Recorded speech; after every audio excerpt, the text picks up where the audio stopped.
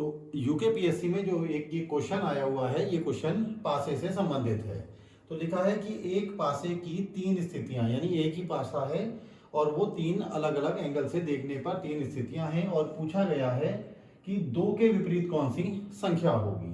तो इस तरह के क्वेश्चन में हमें ध्यान रखना कि हम ये एक ही पासा है और दो के विपरीत पूछा गया है कि दो के विपरीत संख्या कौन सी होगी।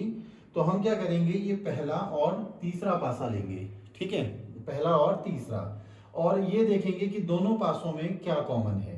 तो यहाँ पर एक और चार कॉमन है, इसी तरह से इस पासे में भी, ठीक है, दोनों ही ये जो संख्याएं हैं एक और चार, तो बाकी बची संख्याएं दो और यहाँ पर बची 6। तो दो के विपरीत कौन सी संख्या होगी, 6। तो इसका सही आंसर क्या निकल के आ गया, इसका सही आंसर आ गया 6। अगला क्वेश्चन उत्तराखंड में पूछा गया है कि एक पासे की दो स्थितियां दी गई हैं और तीन के विपरीत कौन सा अंक है। तो क्या पूछा गया है, तीन के विपरीत क्या है। तो इस तरह के क्वेश्चन में हम क्या करेंगे, दोनों में हम कॉमन संख्या देखेंगे। दोनों में कॉमन क्या है, यहाँ 6।